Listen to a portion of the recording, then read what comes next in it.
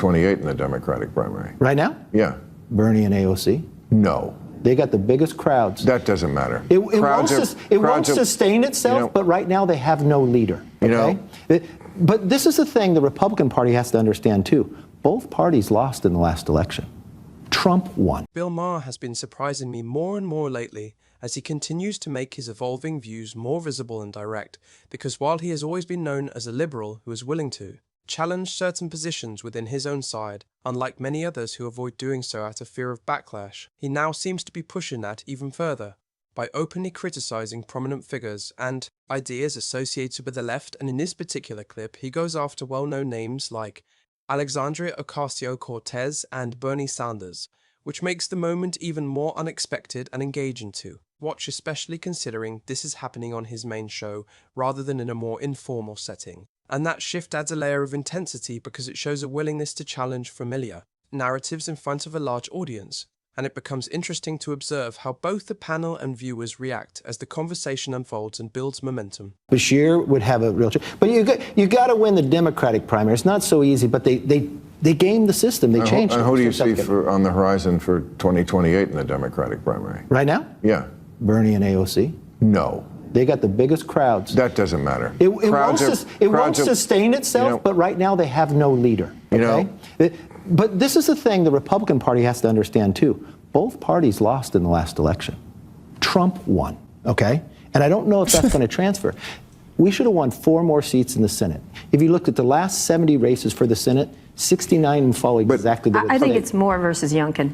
That's where I see it. Youngkin would be excellent. Youngkin it's going to go back to governor. adjacent, and then Vance and Jr. will fight it out for that crowd. But AOC and Bernie, and who's at the top of the ticket? They're going to lead right now. Who's at the top of that ticket, Kevin? Because if it's not Bernie, he's going to be vice president and then wait his turn? No, it would be. Bernie's been running each time. I'm just saying who's in the lead right now. I don't think that's how it ends up. But big crowds don't necessarily mean who's the right candidate. You know, when I started but it drives where the ideas are going to go. It's going to drive the money for a while. It doesn't make them the winner. It doesn't make them the winner. You'll have to wait till you'll get 2 years out, and then you'll start seeing these governors that start showing solutions. You also have to know, what is the issue going to be? Are we going to have a foreign policy issue? Are we going to have an economic issue? And who's been the best in leading in that? But right now for the Democrats, who's going to lead for the next 2 years, the money is going to... AOC outraised everybody in the House. And it's all small donors. It's all small donors. Yeah. This is exactly where Trump was when no one gave him a chance at 17. He outraised everybody else. So that's where the base is at, right? And so what will happen, it'll move... There is also a broader discussion here about political strategy and how public support is built. Because in any major campaign, especially at the presidential level, funding and voter engagement play a critical role, which means candidates need to connect with people in a way that motivates them to contribute and support their message. But at the same time, there is a question about how certain viewpoints are received by a wider audience, as some perspectives may resonate strongly with a dedicated base, while appearing too extreme or disconnected to others, and as more people begin to explore different sources of information and form their own conclusions based on personal priorities such as economic opportunity and long-term stability, it can lead to shifts in how candidates are perceived, and whether they are seen as viable on a national level. And this ongoing change in public sentiment reflects a larger pattern where voters are reassessing their choices and looking for approaches that align more closely with what they believe will benefit them most in the future. Elections. So Oklahoma has now required their students in schools to learn that the 2020 election was tainted by fraud. What are your thoughts on that? Yeah, you can do that one. Look, come on, man. From my belief, the election was very clear. Biden won that election. Okay?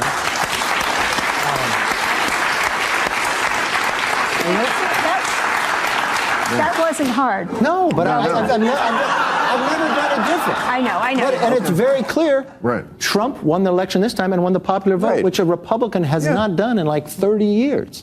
Okay. And so, but the basis is we've got to get out of this running the last elections. Presidential elections should be aspirational. It should be about ideas. It should be about where America wants to go for the next century. And if we have elections demonizing one another instead of election about the public deciding where they want to go, you can't govern once you win. And we're going to fall behind. Last question.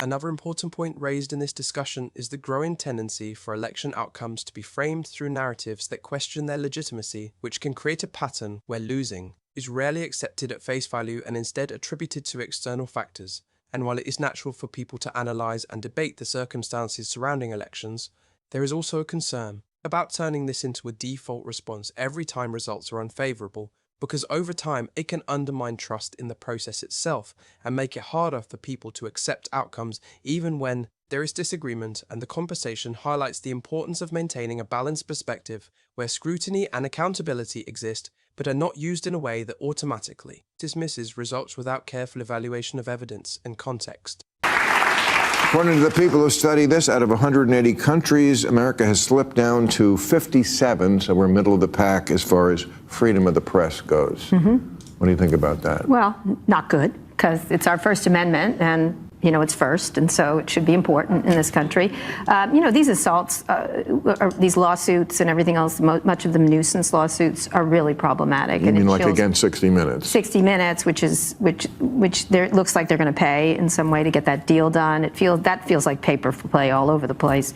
But all of them, even Facebook paying Trump that money for throwing him off the platform, or any of these things that are happening around the country. It's a real problem, and it's very chilling. It's not to say that press doesn't make mistakes, because they do all the time. But when it's done and they correct it really quickly, the New York Times just did win its case with Sarah Palin. Yes, a very good sign. And they made a mistake. They admitted a mistake. They apologized for a mistake. They corrected the mistake.